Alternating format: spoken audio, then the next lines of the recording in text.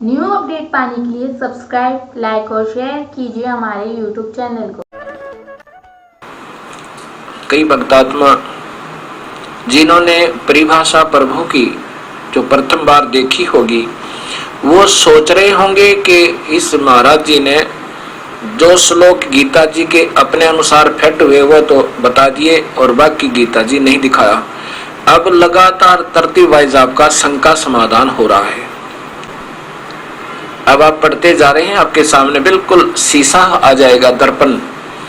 अब इन्हीं के द्वारा टीका सुधांशु जी द्वारा ही आगे देखिएगा। अब 11वां 12वां 13 श्लोक और फिर देखना आगे क्या क्लियर होता है, बात स्पष्ट आती है। अब 10 तक तो आप समझ चुके हैं कि वो उस परमात्मा को प्राप्त होगा जो उसका ध्यान धरता है। मेरा धरता तो मेरे पास आएगा। मैं संक्षेप में तेरे सामने इस दशा का वर्णन करता हूं। ये बिल्कुल ठीक है जो उन्होंने लिखा। आगे देखो, आगे फिर 12 में है कि शरीर के सब द्वारों को संयम करके यानी अपना साधना एकाग्रचित होकर साधना करे। ठीक है, आगे देखो। अब कहते हैं मेरा अगर सिमरण करना है तो ओम नाम से करना। ओम इत एकाक्षरम ब्रह्म, मुझ ब्रह्म का जाप करने का एक ओम मंत्र है बस। और इसी से मेरी प्राम गति को प्राप्त हो सके। किसी प्राम गति है वो आपको पता ही है, अनुतम है। इन्होंने लिखा कि और एक अक्षर ओम जो कि ब्रह्म है। ये ब्रह्म कहता है कि मेरा उच्चारण, ब्रह्म का उच्चारण, ओम मंत्र का उच्चारण करता हुआ मुझे स्मरण करता हुआ अपने शरीर को त्याग कर इस संसार से प्राण करता है, वह उच्चतम लक्ष्य परम गति को प्राप्त होता है। इसका उच्चतम लक्ष्य आपको ने देख लिया। अनुतम लक्ष्य है उनकी प्राम गति स्वर्गलोक, महास्वर्ग यानी ब्रह्मलोक, और फिर वो भी विनाश में। वो 7वें अध्याय का 18वां श्लोक स्पष्ट करता है कि वो भी अच्छी नहीं। फिर भी मेरा जाप करोगे तो ब्रह्मलोक तक आओगे। आगे देखो 14 में, जो मनुष्य अन्य किसी वस्तु का ध्यान न करता हुआ निरंतर मेरा ही स्मरण करता है, वह अनुशासित योग यानी शास्त्र अनुक साधना से मुझे सरलता से प्राप्त कर लेता है। अर्थात मेरे द्वारा वो परम गति जो मैं दे सकता हूँ सुविधा प्राप्त कर सकता हूँ। 15 देखो, मुझ तक पहुंच जाने के बाद, यहाँ इन्होंने फिर गोलमोल कर दिया थोड़ा सा। इन्होंने क्या किया है, मुझ तक पहुंच जाने के बाद वे महान आत्माएं पुनर्जन्म ग्रहण नहीं करती जो दुख का घर है और अस्थायी है, क्योंकि वे आत्माएं परम सिद्धि को प्राप्त कर चुकी होती हैं। ये फिर अधूरा ही रह गया इनका, क्योंकि बेचारों में ज्ञान ही इतना है। अब मैं दास बताता आपको। ये देखिएगा, आदरणीय जयदयाल गोविंद का द्वारा भी उसी अध्याय का टीका और उसी श्लोक से प्रारंभ करते हैं। इसमें यह सुविधा है थोड़ी हमें। ये 15वां श्लोक देखें। ये देखो 15वां, 14 तक तो आपने सुन लिया। अब 15वां देखो, क्योंकि इसमें ये संधि छेद किए जो आपके आसानी से ये दास समझा सकता है, बुद्धिजीवी व्यक्ति को बहन भाई आराम से समझ सके। अब देखो इसमें लिखा कि माम उपेत, जो मुझे प्राप्त होते हैं, पुनर्जन्म उनका तो पुनर्जन्म है और दुखालय दुख के घर में रहेंगे। अश्वाश्वतम, ये कभी नहीं समाप्त हो सकता। ये कोई विद्वान पुरुष हो देख सकता है और फिर दोबारा विचार कर सकता है। निष्पक्ष भाव से सोचें, क्योंकि पहले चलता आ रहा है। अब इस एक श्लोक से नहीं, पीछे जितने भी श्लोक और आप सारी सटडी यानी अध्ययन करते आ रहे हो, श्रवण करते आ रहे हो, उन सब के आधार से ये श्लोक सुलझेगा।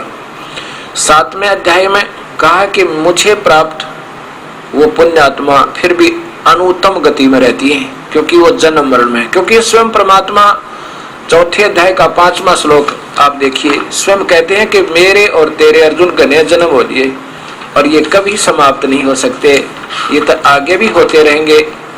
और इसलिए यहाँ ये नहीं कह सकता कि मुझे प्राप्त कभी जन्म मरण को नहीं हो सकता उनका, ये अधूरी टिप्पणी होती। अब यहाँ से क्योंकि हर श्लोक में हर अध्याय को सुलझाने के लिए उसका फिर ध्यान देना पड़ेगा। अब यही वही गीता प्रेस गोरखपुर से प्रकाशित है। इसमें 4था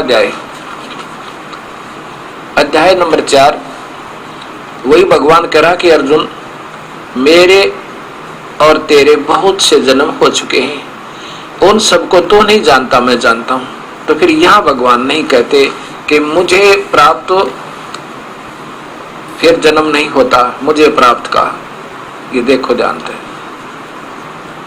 अध्याय नंबर 8 का श्लोक नंबर 15 है। इसका फिर नीचे से सुलझेगा। इस संस्कृत से इन्होंने तो अपने हिसाब से किया हुआ है, ये न्याय संगत नहीं लगता। अब देखो, अब कहता कि माम उपेत पुनर्जन्म, मेरे को प्राप्त का तो पुनर्जन्म होगा, और वो दुखालय, ये तो जन्म मरण के दुख का घर है। और ऐसा स्वतम, ये स्थायी नहीं है, ये तो अक्षर भंगुर है। मेरे को जो प्राप्त हो गया, माम उपेत पुनर्जन्म दुखालय ऐसा स्वतम, ये दुखों का घर है जो मेरे तक रहेगा, मुझे प्राप्त करेगा। तो अब देखो, ने अपन महात्मा ने संसिद्धम परमाम गता, उस पूर्ण परमात्मा को प्राप्त होने के पास, उस परम गति को, संसिद्धम उस वास्तविक परमेश्वर को प्राप्त होने वाला, उसकी सही साधना करने वाला, फिर उसके जन्म नहीं होते, फिर वो महात्मा का पुनर्जन्म नहीं होता, सीधा सार्थ बनते हैं। अब देखो 16वां,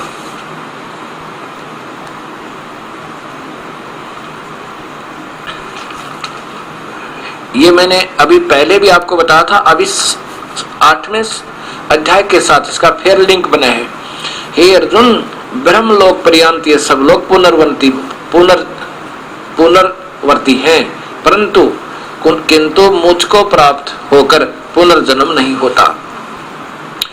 अब यहाँ दो बात नहीं कह सकते भगवान। यहाँ उनका अर्थ है कि मेरे सारे लोक विनाश में होंगे, एक ब्रह्म लोक भी विनाश में आ जाएगा, जो मेरा जो अंतिम एक ब्रह्मांड में लोक है, और जो मेरी भक्ति करते हैं उनका इतने जन्म नहीं होगा, उनको दूसरे लोक में भेज दूंगा, जैसा भी दिखाया था। अब आगे चलो, 17वें में लिखा है कि सेंसर युग पर्यंत। अब ये यहाँ पर इन्होंने, जैसा मैंने पहले बताया था कि ब्रह्मण, ये ब्रह्म का, ये बड़ा ब्रह्म, वो दूसरा अव्यक्त। अब ब्रह्मण का अर्थ होता, लिखा है ये ब्रह्मण है, ये ब्रह्म को ब्रह्मा मान रहे हैं, ये ब्रह्मा का एक दिन नहीं, ये अक्षर पुरुष है, ये बड़ा ब्रह्म। इस ब्रह्म से भी दूसरा जो ब्रह्म है, उसका एक दिन 1000 चतुर्युग नहीं है संस्कृत में। इन्होंने, क्योंकि ये जानकार थे शास्त्रों के, इन्होंने ये चतुर्युग लिख दिया। उस अक्षर पुरुष का एक युग, एक विष्णु मरता है उसके एक युग में, इतना लंबा चौड़ा है। ऐसे यहाँ लिखा है, और ऐसे उसकी रात होती है। आगे देखियो 18वें में, संपूर्ण चराचर भूतगण, ब्रह्मा के दिन में, ये ब्रह्मा नहीं है, अव्यक्त है वो दूसरा अव्यक्त जो तो आपको बताया था। अव्यक्त, व्यक्त, चराचर भूतगण, अव्यक्त में उस ब्रह्मा के सूक्ष्म शरीर में नहीं, उस परब्रह्म के लोक में, दूसरे अव्यक्त के लोक में ये समा जाता, जैसे अभी आप सुन रहे थे। अव्यक्तात्, और फिर दिन में वो उत्पन्न होता है। ये ब्रह्मा का मानकर चल रहे, ब्रह्मा की रात्रि प्रवेश काल में उस अव्यक्त नाम ब्रह्मा के सूक्ष्म शरीर से ही लीन हो जाते हैं। अब इन महापुरुषों को केवल ब्रह्मा एक कल्प में, अब इन महापुरुषों को केवल एक ब्रह्मा तक ही ज्ञान है, एक कल्प का ज्ञान है। एक कल्प में ब्रह्मा जी का एक दिन एक कल्प कहलाता है। एक कल्प में 1000 चतुर्युग माने जाते हैं, और एक रात्रि में इतने ही। जब ब्रह्मा का एक दिन समाप्त होता है, यहाँ इस 3 लोक में, पृथ्वी लोक, स्वर्ग लोक जो इंद्र का लोक कहलाता है, और साथ में नीचे पाताल लोक के प्राणी विनाश हो जाते हैं, और वो भी फिर ब्रह्मा के लोक में सूक्ष्म रूप में रख दिए जाते हैं, और ब्रह्मा सो जाता है। उसके बाद 1000 चतुर्युग की जब उसकी रात समाप्त हो जाती है, ये फिर दोबारा सृष्टि प्रारंभ करते हैं इन तीनों लोकों की। बस ये ब्रह्मा का जो दिन है वो 1000 चतुर्युग का है, और ये जो परब्रह्म का जो एक युग है, जो एक युग जो है,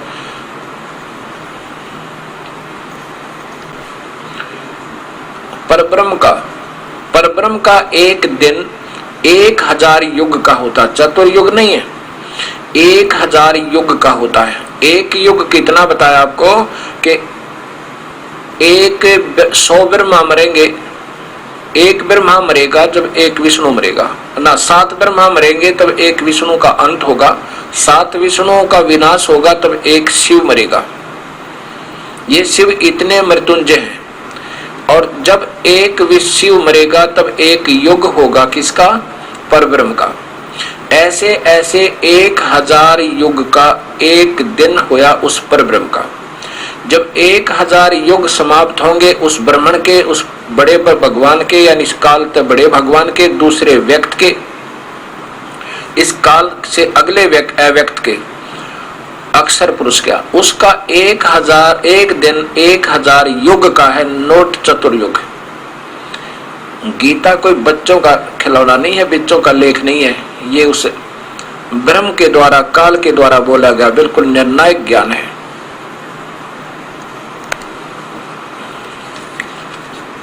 और इतनी ही उसकी रात होती है अक्षर पुरुष की, यानी परब्रह्म की।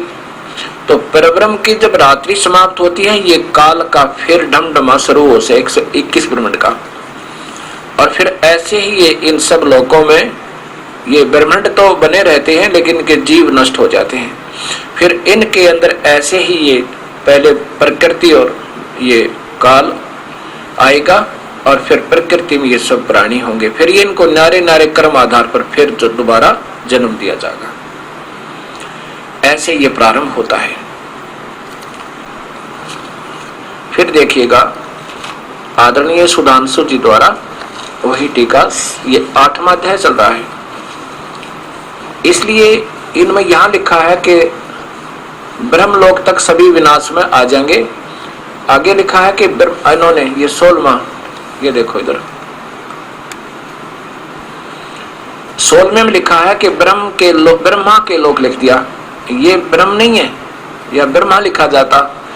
ब्रह्मा के लोक से लेकर नीचे तक सब लोग ऐसे हैं जिनके फिर पुनर्जन्म की ओर लौटना होता है, परंतु कुंती पुत्र मुझ तक पहुंचने के बाद फिर किसी को का पुनर्जन्म नहीं धारण नहीं करना पड़ता। अब यहाँ ब्रह्म को ब्रह्मा लिखा, अगर ब्रह्मा होता तो यहाँ चतुर्युग होते।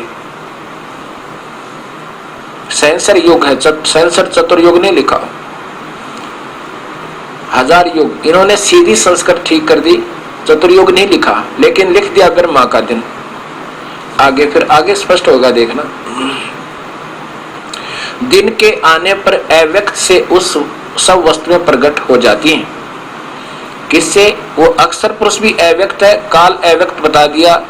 ये 8वें अध्याय का 18वां श्लोक है, और 7वें अध्याय के 24वें और 25वें श्लोक में अपने आप को कहता मैं अव्यक्त हूं।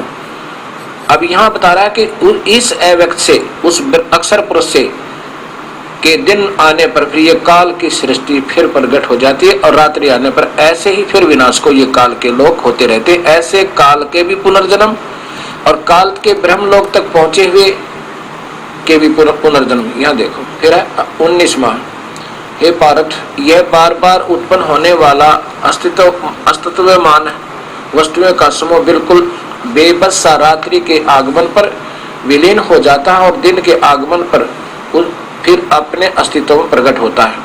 अब देखो 20वें में लिखा है, परंतु इस अव्यक्त से परे एक और अव्यक्त सनातन अस्तित्व है, वो पूर्ण परमात्मा है, जो उस अस्तित्वमान वस्तुओं के नष्ट होने पर, सब अस्तित्वमान नष्ट हो जाने पर भी वो कभी नष्ट नहीं होता। वो तीसरा अव्यक्त, एक अव्यक्त काल कहा 7वें अध्याय के 24-25 श्लोक में, और दूसरा अव्यक्त ये 19, 20, 18वें श्लोक में 8वें अध्याय का ऊपर देखो। ये उस आने पर व्यक्त से सभी वस्तुएं प्रकट होती है, और बीच में फिर लिखा उस अव्यक्त से भी, इस अव्यक्त से भी परे और अव्यक्त है। अपने आप को नहीं कह रहे भगवान, इस अव्यक्त से भी और परे अव्यक्त सनातन भाव अस्तित्व है, वह सनातन मन सदा रहने वाला, वो कभी नष्ट नहीं होता, सब नष्ट हो जाएंगे, क्षर पुरुष के भी अक्षर पुरुष के भी, फिर वो परम अक्षर पुरुष नहीं नष्ट होता। अब 21 में देखो,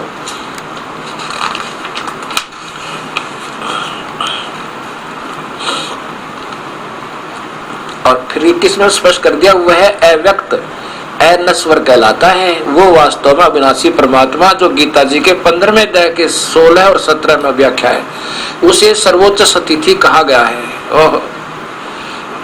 उसको ही वो है वास्तव में सर्वस्व उच्च स्थिति, और जो उसे प्राप्त कर लेते हैं वो वापस नहीं लौट कर आते। वही मेरा परम धाम है, निवास स्थान नहीं है। अब यहाँ ये फिर वही उलझा देते हैं।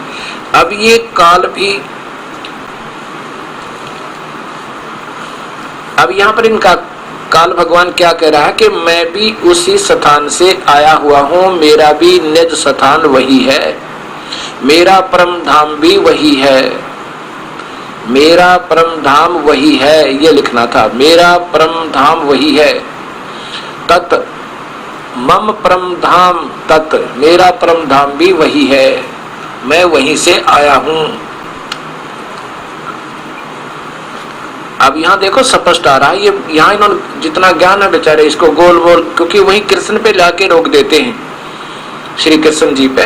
अब यहाँ देखो वो तो और है जो अनश्वर कला था। 23 में फिर देखो, 22 में 8वां अध्याय चल रहा है ये, हे भारत, वह परम पुरुष, या फिर वह परम पुरुष क्यों कहता, अगर मेरा स्थान है नहीं, वह परम पुरुष जिसमें सब भूत निवास करते हैं, सब प्राणी निवास करते हैं, जिससे ये संसार व्याप्त है, वो अनन्य भक्ति द्वारा प्राप्त किया जा सकता है।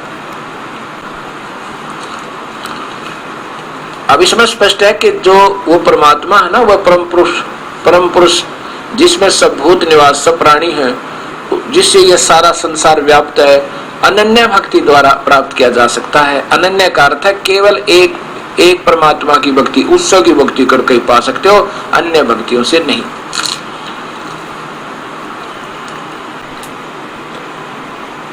अब ये प्रसंगी शंका समाधान चल रहा है, तो यहाँ पर और शंका होगी आप भक्तात्माओं को जो इस दास के पास उपदेश लेने आएंगे, कि हम पहले, कि आप सोचोगे कि पहले प्रारंभ ही आप काल की भक्ति से, ब्रह्म भक्ति से प्रारंभ करते हो, ये भक्ति नहीं। हम ओम नाम, ये जो का तो चलेगा, ये तो करनी ही पड़ेगी, क्योंकि ये ऋण देना है इस 21 ब्रह्मांड में, जहां भी हम इतने युगों से सुविधा प्राप्त कर रहे हैं। ये ओम की कमाई, इसकी समन का तरीका अलग से है, ऐसे नहीं ओम शांति ओम ओम ओम या वैसे ये कोई मंत्र ऐसे नहीं जाप होता, उसका विधि अलग से है। ओम नाम का जाप वो भक्ति नहीं, पूजा नहीं होगी, अनन्य। आप फिर कहोगे कि आप तो प्रारंभ यहीं से कर रहे हो, फिर अनन्य कैसे हुआ? जैसे पति भरता पूजा तो अपने पति की करती है, आदर सबका करती है। अब यहाँ क्या होगा कि हमने किसी का ऋण जो ले रखा है, वो ऋण उतरेगा तो हम यहाँ से मुक्त होंगे, क्योंकि हम काल के लोक में और काल के द्वारा तप करके प्राप्त इस लोक में रह रहे हैं।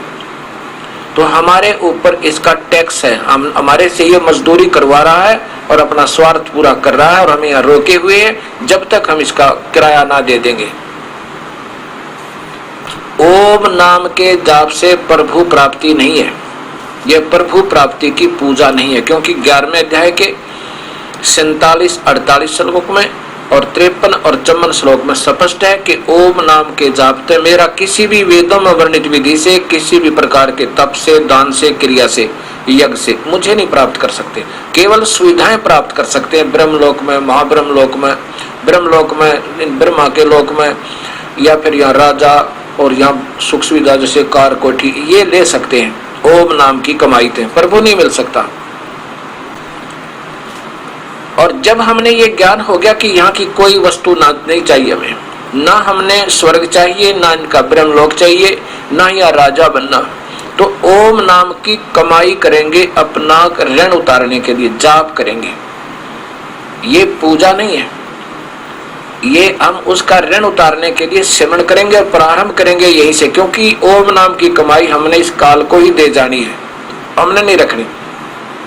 उसके बाद एक और मंत्र है जो पार ब्रह्म के लोक को हम पार करेंगे, उसका भी टैक्स देना है। वो इस ओम के साथ एक और मंत्र लग के ये सतनाम बनता है। और पूजा करेंगे हम फिर वास्तविक एक और मंत्र है जो सार नाम है। ऐसे ये 3 मंत्र बनकर एक पूरा मंत्र बन जाता पूर्ण परमात्मा की प्राप्ति का। जो गीता जी के अध्याय नंबर 17 के श्लोक नंबर 23 में लिखा है कि परमात्मा के पाने की, श्लोक नंबर अध्याय नंबर 17 के श्लोक नंबर 23 में लिखा कि परमात्मा के पाने के लिए ब्रह्मण यानी पूर्ण परमात्मा, क्योंकि ब्रह्मण का जो अर्थ है वो बड़ा भगवान, उसको पाने के लिए हमने 3 मंत्र का निर्देश आपके लिए, और यही बताता है वेद। ये देखियो, ये गीता जी अध्याय नंबर 17 और श्लोक नंबर 23।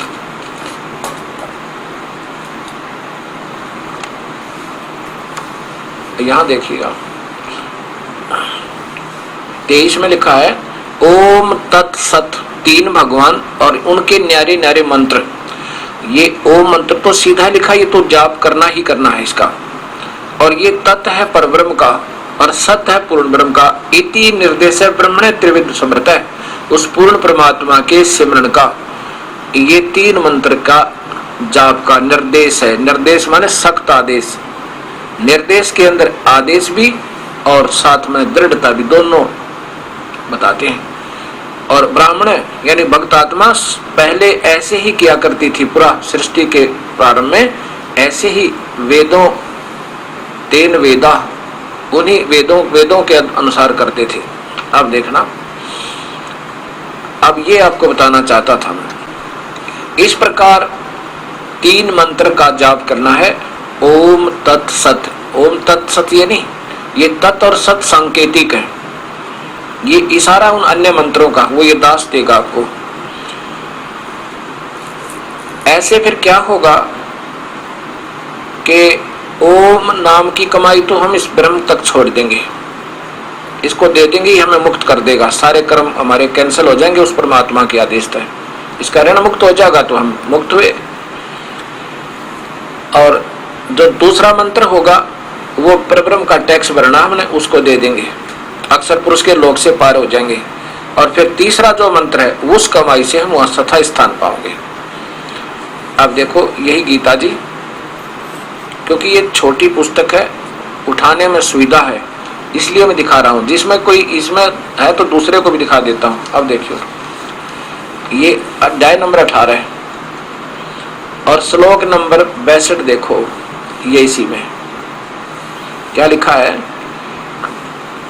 हे भारत, सब प्रकार से उस परमेश्वर की शरण में जा, उस परमात्मा की कृपा से परम शांति और सनातन परम धाम को प्राप्त होगा। ये देखो, ये देखने योग्य बात है इसको।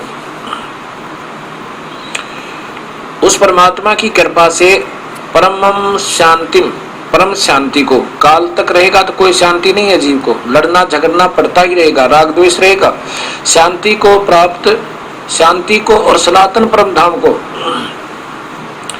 अब देखो, शाश्वतम स्थान सतलोक, सातवन माने सनातन, सनातन माने अविनाशी, अविनाशी माने सत्य, सत्य शाश्वतम माने सत्य, स्थान माने धाम, धाम को सत धाम, सतलोक प्राप्ति, उस सतलोक को प्राप्त होगा। ये 62 में स्पष्ट कर दिया। श्लोक नंबर देखिए, ये 62 में, और इसमें लिखा कि उसकी शरण में जा। ठीक है। अब 63 देखो,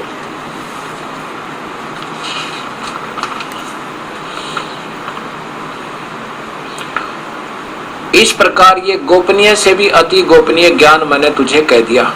ये देखो, ये 63 में है। ये तो कह दिया गोपनीय से गोपनीय ज्ञान कि उसकी शरण में चला जा, फिर तू उस सतलोक चला जाएगा जो मेरा भी परम धाम है। यह देखो, इस रहस्य ज्ञान को पूर्णतः भलीभांति विचार कर जैसा तू चाहता वैसे कर ले। अब क्या कह रहे हैं प्रभु कि अब अर्जुन ये गुप्त से गुप्त ज्ञान तुझे बता दिया, क्योंकि 18वां अध्याय अंतिम आ गया कि मेरी शरण में रहेगा तो शांति तो है नहीं, जन्म मरण भी बना रहेगा। और भाई देखो इसमें कोई शक नहीं, तो मेरी भक्ति करेगा तो तू मुझे प्राप्त होगा और तुझे स्वर्ग भेज दूंगा। बिल्कुल से अब मैंने तुझे ये गुप्त से भी गुप्त ज्ञान बता दिया। अब इसको समझ कर अब तेरी इच्छा, मेरी शरण में रहना है तो उठा हथियार और कर ले युद्ध, और मुझे याद भी कर और युद्ध भी कर, तो मुझे ही प्राप्त होगा, मेरे पास आ जाएगा। अब ये तो ज्ञान हो गया कि जो अति उत्तम से भी उत्तम ज्ञान मैंने तुझे देना था वो दे दिया। अब जैसा तेरी इच्छा ऐसे कर ले। अब 64वें श्लोक में देखो क्या कहता है कि वो परमात्मा, वो पूर्ण ब्रह्म मेरा भी इष्ट देव है, वो मेरा भी परम पूज्य है, मैं भी उसी की भक्ति करता हूँ। ये काल भी वहाँ कबीर परमात्मा का भजन करता है अपने काल लोक में बैठ कर, तब इसका टुकड़ा चल रहा है, 21 ब्रह्मांड चल रहे हैं। कबीर साहब कहते हैं गोरखनाथ जी को कि गोरखनाथ तेरा ज्योत स्वरूपी अलख निरंजन, वो भी जपता नाम हमारा, वो भी मेरा ही नाम जप रहा है, यानी मेरा ध्यान धर रहा है। उस ध्यान के आधार पर कुछ तप बन जाता है और तप के बदले में ये राज्य मिलता है। वो धरता ध्यान हमारा, ओनली मेडिटेशन, मेडिटेशन एक यज्ञ बनता है, प्रभु प्राप्ति नहीं यज्ञ से। ये गीता स्पष्ट करती है 11वें अध्याय का 47, 48, 53 और 54 श्लोक कि किसी भी यज्ञ से, वेदों वर्णित विधि से, किसी ज्ञान से, दान से, तप से मैं नहीं पा सकता, प्रभु नहीं मिल सकता। हाँ, ध्यान मेडिटेशन से यज्ञ बनती है, ध्यान यज्ञ, ज्ञान यज्ञ, प्रणाम यज्ञ, हवन यज्ञ, और ये 5 यज्ञ बनती है, धर्म यज्ञ। इनसे केवल यहाँ की सुविधाएं प्राप्त होती है, सिद्धियां भी आ जाती, इंद्र भी बन जाता है, राजा भी बन सके, स्वर्ग भी प्राप्त हो सके, महास्वर्ग भी हो सके। ऐसे ही ये काल ध्यान धरता उस परमेश्वर का, ये जाप तो उसका नहीं कर सकता, उसको नहीं बताया मालिक ने। और ध्यान से केवल यज्ञ बनता है, यज्ञ से संसारिक सुविधाएं, अंतर में थोड़ा बहुत आनंद, आनंद आए बिना ध्यान हो नहीं। काल के ही लोक में, काल के ही शरीर में इसमें ध्यान रखेंगे, ध्यान ये ध्यान काल तक ही रखेगा, ये पार नहीं होने देता। अब आगे 64वें श्लोक में कमाल कर दिया। अब देखो, अब बताने उत्तम से ये अति गोपनीय ज्ञान मैंने तेरे बता दिया। वो तो हो लिया कि मेरी शरण में आना है तो मेरे पास रहे, मेरी भक्ति कर, उसकी शरण में जाना है तो उसकी भक्ति। किसी संतों ने ढूंढ ले तो इसके परम मार्ग के जानने वाले हों परमात्मा के बारे में। अब 64 में मैं स्पष्ट कर दिया कि मेरा भी इष्ट देव वही है, ये और तुझे गुप्त बताता हूं। अब क्या कहते हैं भगवान कि अब तुझे एक और रहस्य बताता हूं, कि पहले तो रहस्य बता दिया, अब एक और रहस्य बताता हूं कि मेरा इष्ट देव भी वही परमेश्वर है। अब देखो यही 18वां अध्याय, अध्याय नंबर 18 और श्लोक नंबर नीचे देखो 64। अब ये तो इनकी संस्कृत है, अब इससे इसका सहारा लेना पड़ेगा आपने। सर्वम गुह्यतम भूय सुन में परमं वचः।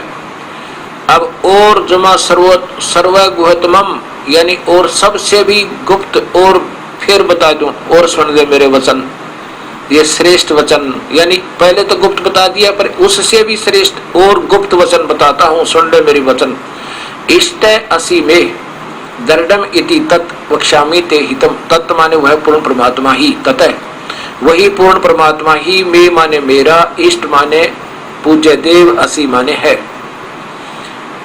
फिर देख लो, ये तेरे हित में कहता हूं, तत् माने वह पूर्ण परमात्मा ही, में माने मेरा, दृढ़ माने बिल्कुल पक्का, इष्ट माने पूज्य देव, असी माने है।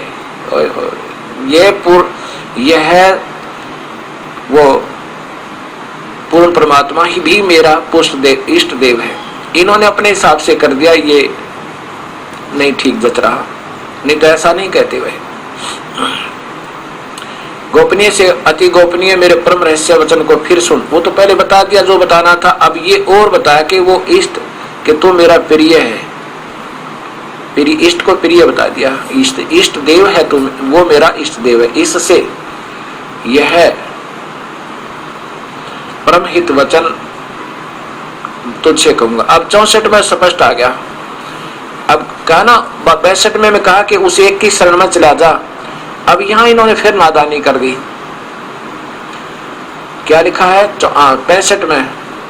ये लिखा है कि मुझ में मन वाला हो, ये ठीक है, मुझ में मन वाला हो मेरा भक्त बन, मेरा पूजन कर, करने वाला हो मुझको प्रणाम कर, ऐसा करने से तो मुझे ही प्राप्त होगा, ये तुझसे सत्य प्रतिज्ञा करता हूं, क्योंकि तू मेरा अत्यंत प्रिय है। यह प्रिय लिखना था तो यहाँ प्रिय ही लिख दिया इन्होंने। बिल्कुल कहा कि मेरा भजन कर, मेरे शरण में रहे तो तू मुझे ही प्राप्त होगा, तो मेरा सत्य प्रतिज्ञा करता हूं, इसमें कोई शक नहीं, तो मेरा प्रिय है। आगे देखो 66 में मैं कमाल कर दिया। ये यहां से आपको सुलझेगा इस संस्कृत से, ये फिर उड़ जाते हैं क्योंकि बेचारे पूर्ण ज्ञान नहीं था इनको। सर्व धर्मान प्रीतजम माम एकम शरणम व्रज। सर्व धर्मान, माम माने मेरी, सर्व धर्मान माने सारी पूजा, ओम नाम के जाप को, प्रीतज छोड़ दे और उस एक की शरण में व्रज जा। एकम, उस एक पूर्ण परमात्मा, एक माने जिसका अद्वितीय, इसके बराबर कोई और ना हो, और अहम तमाम सर्व पापे भ्याम मोक्षामी माशोच, फिर मैं तेरे सारे पाप कर्म मुक्त कर दूंगा, चिंता ना करें। ओम नाम के जाप की कमाई इसको छोड़ देंगे पहले फिर यू आपको मुक्त कर देगा। ये है ये गीता जी का निर्मल ज्ञान। अब इन्होंने क्या कर दिया कि संपूर्ण धर्मों को, सर्वधर्मान, संपूर्ण धर्मों को अर्थात संपूर्ण कर्तव्य कर्मों को, धर्म क्या होता है? धार्मिक पूजा, जो धार्मिक हम जाप धूप करते हैं, यज्ञ हवन करते हैं, मुझ में त्याग कर एक मुझ सर्वशक्तिमान सर्वाधार सर्वेश्वर परमेश्वर की शरण में आ जा।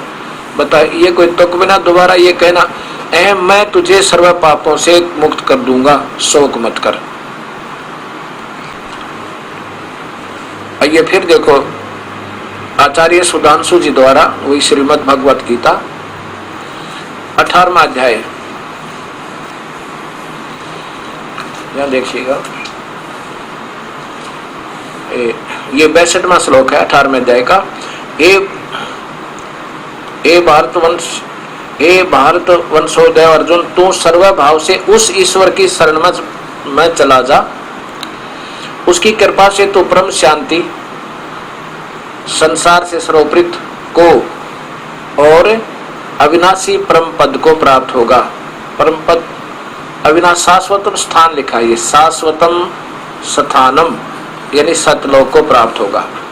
अब यहाँ तो कह रहे हैं उसकी शरण में जा। फिर आगे 63 में ये गुप्त से गुप्त, यह गुप्त से भी गुप्त ज्ञान मैंने तुझे कह दिया, अब तू इस प्रकार अच्छी तरह से विचार करके जैसा चाहता वैसे कर। आगे देखो 64 में, इससे अत्यंत गोपनीय वचन को तो मेरे से फिर सुन, तू मेरा अत्यंत प्रिय है। इष्ट को फिर इन्होंने प्रिय लिख दिया क्योंकि एक दूसरे की नकल ही कर रहे हैं तकरीबन, इसलिए तेरे हित की बात कहूंगा। इष्ट माने वो मेरा पक्का, मेरा इष्ट देव है, वो मेरा पूज्य देव है। अब 65 में देखो, तू मेरा भक्त हो जा, मेरे मन वाला हो, मेरा पूजन करने वाला हो जा, और मेरे को नमस्कार, ऐसा करने से तू मेरे को प्राप्त हो जाएगा।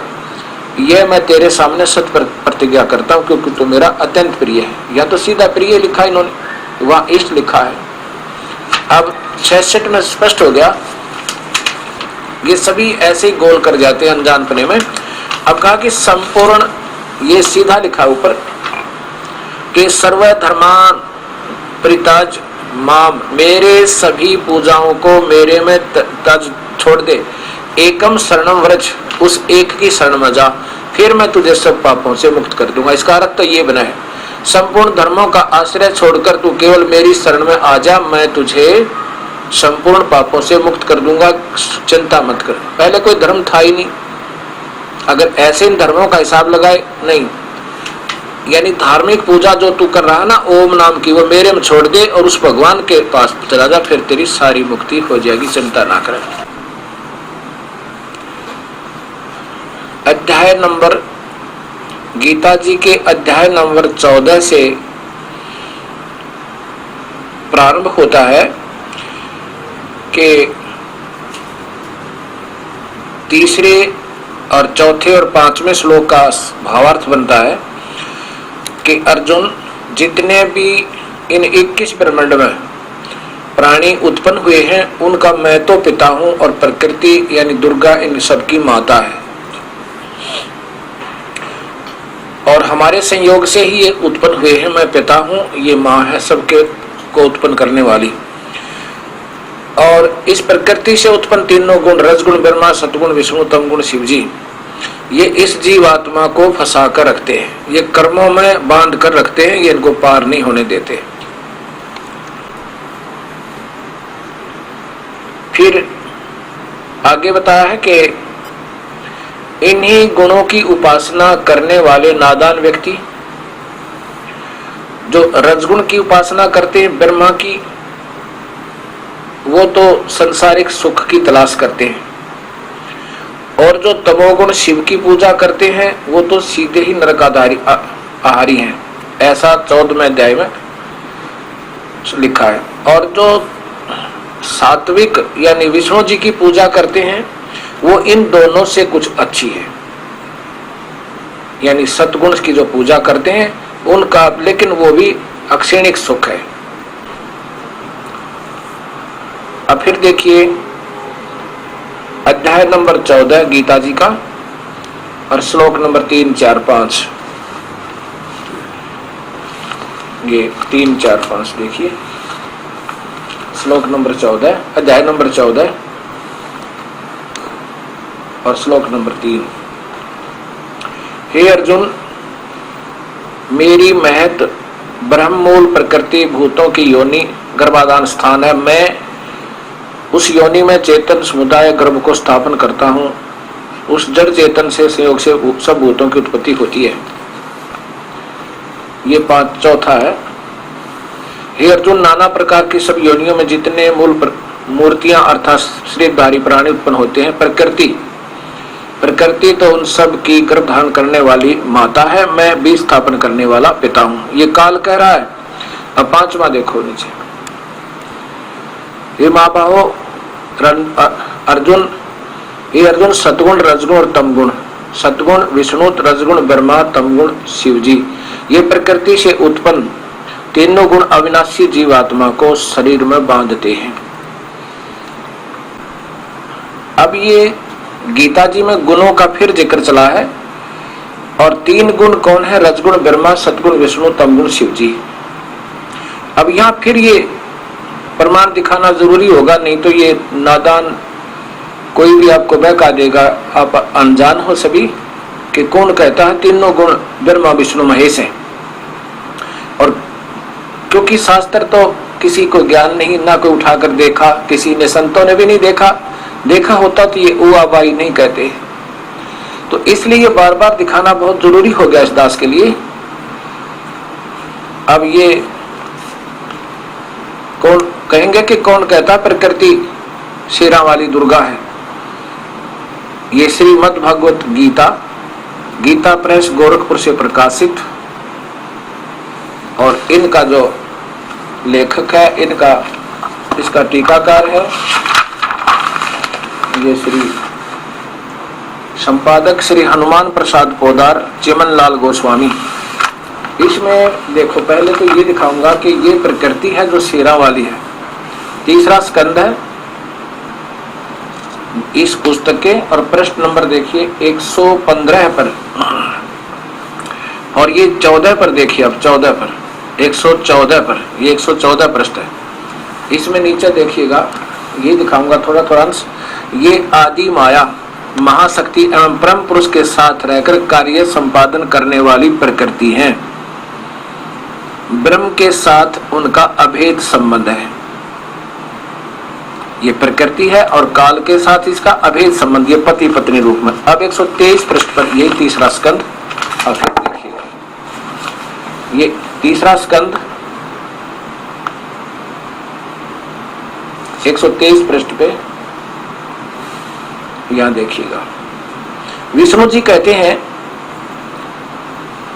तुम शुद्ध स्वरूपा हो, प्रकृति देवी अपनी माता को, यह संसार तुम्ही से उद्भासित हो रहा है। मैं ब्रह्मा और शंकर, मैं विष्णु ब्रह्मा और शंकर, हम सभी तुम्हारी कृपा से विद्वान है। हमारा आविर्भाव और तिरोभाव हुआ करता है।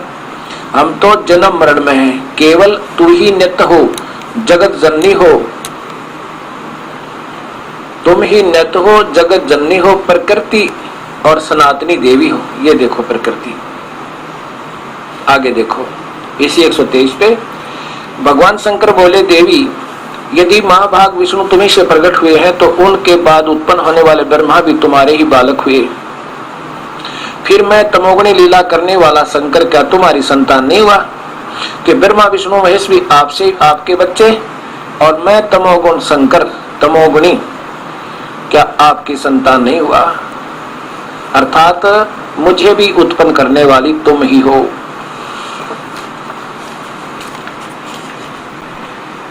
और यहां तक भी शंका पैदा कर सकते हैं कि कहां लिखा है रजगुण ब्रह्मा सतगुण विष्णु तमगुण शिव जी। ये देवी भागवत महापुराण, ये संस्कृत सहित है। इसमें देखिएगा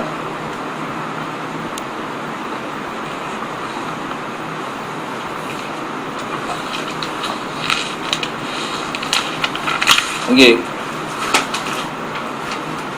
अथ देवी भागवतम सभाष्टिकम समात्यम खेमराज श्री कृष्णदास प्रकाशन बम्बई। और इसमें ये देखिएगा अध्याय नंबर 3 सकन प्रारंभ।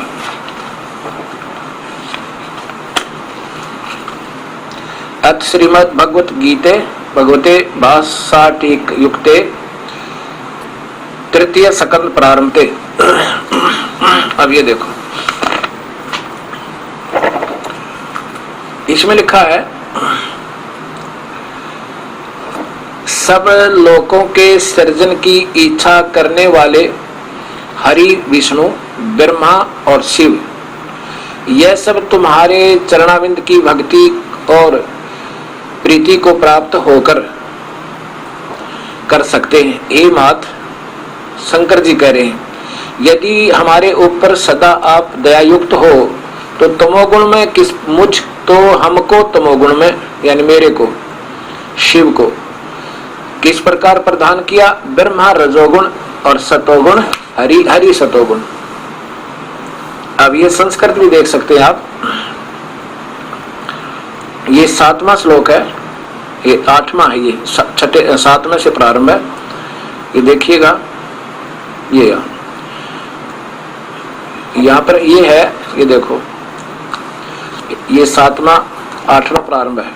यदि ये सर्व लोकों की इच्छा करने वाले, ये यहाँ पर ये देखो, यदि दया धर्मना तो दर्दबंद है हमारे प्रति, दयावान है तो न सदा विवेकम कथम अहम विहितम, किस लिए मुझको विहितम तमोगुण है, मैं तमोगुण क्यों बनाया? कमल जय ब्रह्मा यानी कमल से उत्पन्न वाले ब्रह्मा को रजोगुण विश्वविहित है, और किमो सतोगुण हरि, और विष्णु को सतोगुण कैसे बना दिया माई तूने? ये देख लो आपके सामने है ये। अब अध्याय नंबर 14 में इन तीनों गुणों की ही पूजा का आगे वर्णन है कि जो रजोगुण की पूजा करता है वो यहाँ संसारिक सुख के ऊपर चिपटा रहता है, ब्रह्मा की पुजारी, क्यों से यहाँ संसारिक सुविधा चाव है, ऐश्वर्य के साधन चाव है ये। और सतोगुणी पूजा करने वाला वो थोड़ा सा 21 है इन दोनों से, लेकिन ये भी सही नहीं है। और तमोगुण का पुजारी तो सीधा ही अधोगति को जाता है। और इन दोनों के पुजारी भी यानी ब्रह्मा और विष्णु के पुजारी भी नीचे के लोकों तक ही सीमित है। और फिर कहा कि इन तीनों को जो करता नहीं मानता ब्रह्मा विष्णु महेश को, वो फिर मेरे शरण होकर इनको उल्लंघन कर जाता है, इनसे ऊपर उठ जाता है। अब देखो ज्यादा ना दिखा करके मैं 17 अध्याय नंबर 14 के 17 से प्रारंभ करता हूँ। आप स्वयं भी देख सकते हैं, जो कोई बच्चों को बुलाने वाली बात नहीं है। अध्याय नंबर 14 श्री गीता जी, ये श्रीमद् भगवत गीता, गीता प्रेस गोरखपुर से प्रकाशित है।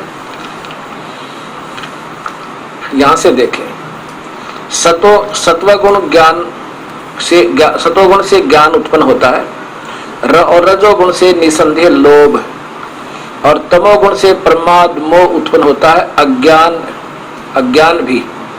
इस एवं इसी प्रकार अज्ञान। तमोगुण यानी शिव के पुजारी से तमस है, तो उसमें तो क्रोध ही क्रोध होता, जैसे रावण ने तमोगुण की भक्ति की थी, विनाश को प्राप्त हुआ। सुविधा अवश्य मिल जाती है। आगे देखो 18 नंबर, ऊर्ध्वम गच्छन्ति सत्वथा। अब कति स्पष्ट हो जाएगा।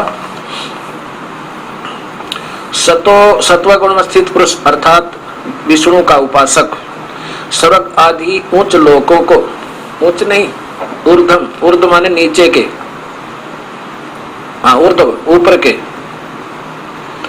आदि उच्च लोकों को प्राप्त होता, क्योंकि ये स्वर्ग आदि उच्च लोक माने गए। यहाँ पर स्वर्ग से ज्यादा कोई मानता है नहीं। स्वर्ग यानी स्वर्ग एक तो इंद्रलोक, एक विष्णु का लोक, ये दोनों ही हर लोक में स्वर्ग बने हुए।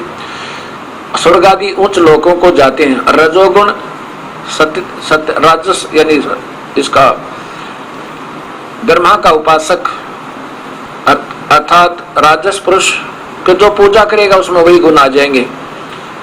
मनुष्य लोक में रहते हैं वो तो यही 84 में आ जाते हैं, या संसारिक सुविधा प्राप्त होती रहती। जगन तमोगुण के कार्य रूप निद्रा प्रसाद आलस आदि से तामस पुरुष यानी शिव का उपासक अधोगति को और कीट पशु आदि नीच योनियों को तथा नरकों को प्राप्त होते हैं। या फिर देख लो तमसा यानी शिव के पुजारी तामसा। अब यहाँ चक्कर में पड़ जाते हैं कि नहीं तामसा तो क्रोध है। क्रोध किससे है? विष्णु से, शिव से। अब ये पूजा का जिक्र चल रहा है यहाँ पर। पूजा जो जिसकी करेगा उसमें वही गुण आएंगे। मिर्च खाओगा तो मुंह जलेगा, लहसुन खाएगा तो गंध आएगी, आम खाएगा तो मीठा मुंह होगा। ऐसे ये कहते हैं शिव का पुजारी तो सीधा ही नरक में जाता है। आगे देखिए अब क्या बताया है कि जिस दृष्टा तीनों गुणों के अतिरिक्त अन्य किसी को करता नहीं जानता देखता, और तीनों गुणों से अत्यंत परे सच्चिदानंद घन मुझ परमात्मा को तत्व से जानता है,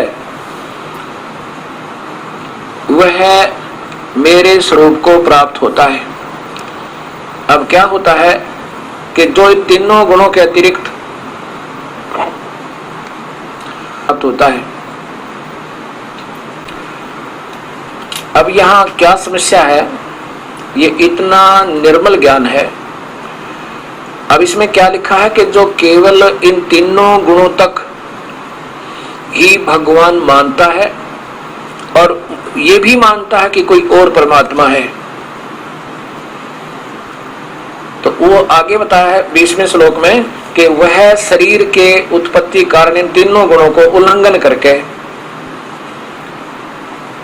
और जन्म मृत्यु वृद्ध अवस्था मुक्त परमानंद को प्राप्त होता है। अभी देखिए आगे देखिएगा, यही 20वां श्लोक है इसी गीता जी में। अब ये शंका समाधान बहुत जरूरी है आपके सामने आना। पुरुष मनुष्य देही माने जो शरीर वाला शरीरधारी व्यक्ति, शरीर की उत्पत्ति कारण इन तीनों गुणों के, क्योंकि यही जीव को उलझाए रखते हैं, उत्पत्ति कारण तीनों गुणों को उल्लंघन करके जन्म मृत्यु दुख से परे मुक्त परमानंद को प्राप्त होता है। अब ऊपर लिखा है कि मुझे भी मानता है और तीनों गुणों को भी ज्ञानता से पूजता है, इन तीनों से ऊपर होकर वो यहाँ से निकल जाता है, मुझसे भी और इन तीनों गुणों से भी उल्लंघन करके। आगे देखिए, ये तो अर्जुन पूछ रहा फिर कि आगे भगवान ये तीनों गुणों से अतीत पुरुष के क्या स्वभाव होते हैं, वो कैसा होता है, उसके कैसे लक्षण होते हैं। इससे 25 तक सीधा लिखा है कि जो इन तीनों गुणों को, जितनी इनकी स्थिति है, ब्रह्मा विष्णु महेश को समझ लेता है और मुझे जान लेता है, वो फिर यहाँ के कंकर पत्थर और सोने और मिट्टी को एक समझ लेता है। ऐसा इसमें लिखा। फिर बता के इन मेरी भी नहीं और तीनों गुणों की भी नहीं। आगे 26वें श्लोक में लिखा कि जो अव्यभिचारिणी, अव्यभिचारी, ये वही गीता जी। और श्लोक अध्याय नंबर 14 और श्लोक नंबर ये देखो यहाँ पर 26 में। और जो पुरुष अव्यभिचारी भक्ति योग द्वारा, अव्यभिचारेण व्यभिचारी होती है, सारे पूज्य देवी भी, देवता भी, भूत भी, पितर भी, सारे ब्रह्मा भी, विष्णु भी, ब्रह्म भी, उनसे न्यारा एक की पूजा करे। जैसे पतिव्रता अपने पति से सिवाय किसी की पूजा नहीं करती, वो अव्यभिचारी होती है। और जो वो ऐसा नहीं करती वो व्यभिचारिणी होती है। यहाँ वही है। और जो पुरुष अव्यभिचारी भक्ति योग द्वारा मुझको भजता है, वह इन तीनों गुणों को भली भांति लांग कर सच्चिदानंद ब्रह्म को प्राप्त होने के लिए योग्य बन जाता है। क्या स्पष्ट हुआ इसमें कि जो अव्यभिचारी ढंग से अर्थात मेरी पूजा करे, ब्रह्मा विष्णु महेश इन तीनों गुणों की और देवी देवताओं की, भूतों की, पितरों की नहीं करता, वो अव्यभिचारी भक्ति करता है। और जो ऐसा कर रहा है वो व्यभिचारिणी भक्ति कर रहा है। मुझे भी पूज रहा है और भी पूज रहा है, सब देवी देवता भी, ब्रह्मा विष्णु महेश भी, मंदिर भी, मस्जिद भी, श्राद्ध भी, पितर भी, कहते वो तो व्यभिचारी है। व्यभिचारी का अर्थ होता है एक जो स्त्री एक पति को ना रुक कर हर जगह जाती है, वो पाप आत्मा होती है। इतना भगवान संज्ञा दे रहा है। जो इस ब्रह्म की पूजा ने त्याग कर ब्रह्मा विष्णु महेश तक की पूजा भी कर रहे हैं, वो व्यभिचारिणी भक्ति कर रही है, अव्यभिचारी नहीं है। अव्यभिचारी का अर्थ है केवल एक ब्रह्म पूजा कर नीचे की नहीं करे, तीनों गुणों की भी पूजा नहीं करे। तो उससे कहता है वो तो उस परमात्मा के सच्चिदानंद परमात्मा को प्राप्त होने के योग्य बनता है। फिर तो देखिए कितना स्पष्ट ज्ञान है। फिर देखो अध्याय नंबर 14 और श्लोक नंबर 26 में, जो पुरुष अव्यभिचारी भक्ति योग के द्वारा मुझको निरंतर भजता है, वह इन तीनों गुणों से ऊपर उठ जाता है, भली भांति लांग कर ब्रह्म हुए सच्चिदानंद घन ब्रह्म को प्राप्त होने के लिए योग्य बनता है। उस पूर्ण परमात्मा के पाने के योग्य बनता है जो केवल मेरी भक्ति करता है, तीनों गुणों की नहीं करता। मेरी से शुरू करता, ओम से शुरू होती है। ले आगे देखिए, क्योंकि अविनाशी ब्रह्मण, वहां तो ये ब्रह्मण का अर्थ ब्रह्मा लिख रहे हैं, कौन? अनजान। यहां ब्रह्मण का अर्थ है परब्रह्म। जैसे दास बता रहा था आपको कि वो परब्रह्म का 1000 युग का एक दिन होता है। ये ब्रह्मण है, परब्रह्म, अक्षर पुरुष आपके सामने सरलार्थ है। अविनाशी परब्रह्म, अविनाशी परमात्मा, ये अविनाशी ब्रह्मण यानी पूर्ण परमात्मा के अमृत का तथा नित्य धर्म और एक खंड रस आनंद का श्रेय मैं ही हूं। अब देख कितना स्पष्ट हो गया ये ज्ञान। वो 18वें अध्याय का श्लोक भी सुलझ गया। फिर देखो, क्योंकि अविनाशी अवयम ब्रह्मण, अविनाशी परमात्मा के उस अविनाशी पूर्ण ब्रह्म के अमृत का तथा नित्य धर्म का, धर्मस्य यानी उस सदा रहने वाले सुख के स्वभाव का अखंड एक रस का आनंद का आश्रय मैं ही हूं।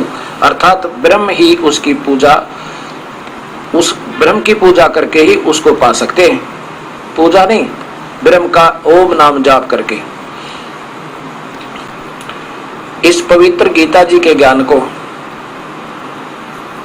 समझना कोई ज्यादा कठिन नहीं है अगर ये सृष्टि रचना का ज्ञान हो जाता है। अब यहां देखो 26वें श्लोक में आपने सुना कि जो पुरुष अव्यभिचारिणी ढंगता है, जैसे 7वें अध्याय के 12 से 15 श्लोक में लिखा है कि इन तीनों गुणों से के द्वारा जो हो रहा है वो मुझसे जान, लेकिन मैं इनमें नहीं हूं, ये मुझ में नहीं है। और ये त्रिगुणमयी मेरी माया, रजगुण ब्रह्मा, सतगुण विष्णु, तमगुण शिव जी, ये बहुत खतरनाक है। 15वें में लिखा है कि त्रिगुणमयी माया के द्वारा जिनका ज्ञान हरा जा चुका, वो राक्षस स्वभाव को धारण किए हुए दुष्कर्म करने वाले, इन तीनों गुणों की पूजा को दुष्कर्म बताया है। व्यभिचारिणी भक्ति, ये सामने आ रहा 114वें अध्याय का 26वां श्लोक वही स्पष्ट कर रहा है। दुष्कर्तिन, मूर्ख, नीच मनुष्य मेरी भक्ति नहीं करते, ब्रह्म साधना नहीं करते अर्जुन। अब यहाँ ये बताया कि जो अव्यभिचारी भक्ति योग्य मुझको यानी ब्रह्म को निरंतर भजते हैं, वो तीनों गुणों को भली भांति त्याग के और सच्चिदानंद परमात्मा के पाने के योग्य बनते हैं, उस पूर्ण परमात्मा के पाने के योग्य बनते हैं। तीनों गुणों की भक्ति और अन्य देवताओं की, ब्रह्मा विष्णु महेश की और अन्य देवताओं की तो भूल जा, मेरी भक्ति करके ऐसे तो उसके पाने के योग्य होते हैं। ओए होए, हे परमेश्वर, हे मालिक कबीर परमेश्वर, करी दया करी, बड़ी दया करी। कितना स्पष्ट ज्ञान कि ओम नाम का जाप करे, इससे नीचे का बिल्कुल नहीं।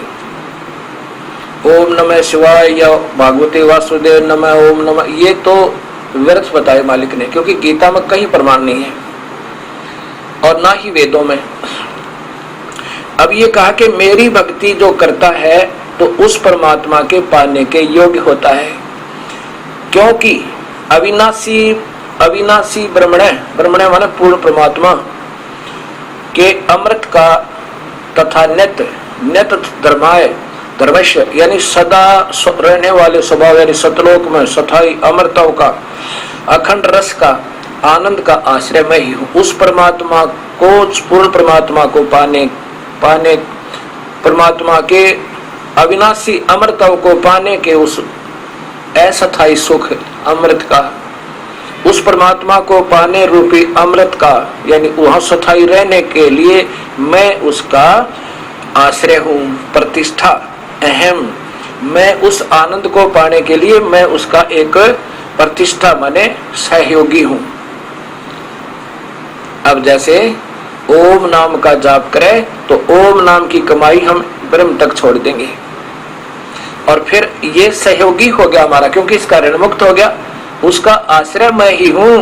कैसे हूं कि तीनों गुणों की भक्ति बिल्कुल त्याग दे और पूजा नहीं करे।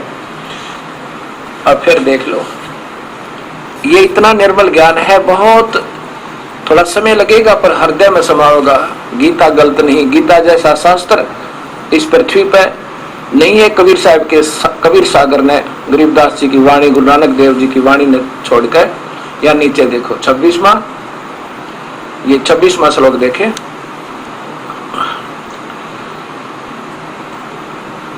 और जो पुरुष, जो व्यक्ति अव्यभिचारी यानी और अन्य पूजा ना करके केवल ब्रह्म पूजा से प्रारंभ करता भक्ति योग द्वारा, माम माने मुझको भजता है, स वह इन गुणान तीनों गुणों को हे मालिक भली बाती लांग कर सच्चिदानंद घन ब्रह्म को प्राप्त होने के योग्य बनता है। ओम नाम का जाप तो बहुत जरूरी से नीचे का नहीं करना। आगे देखो,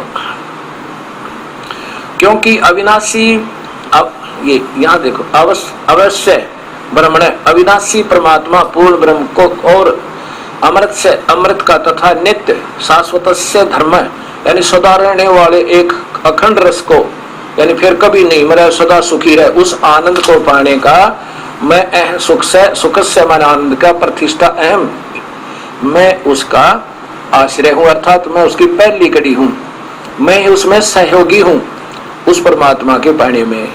बोल सतगुरुदेव की जय।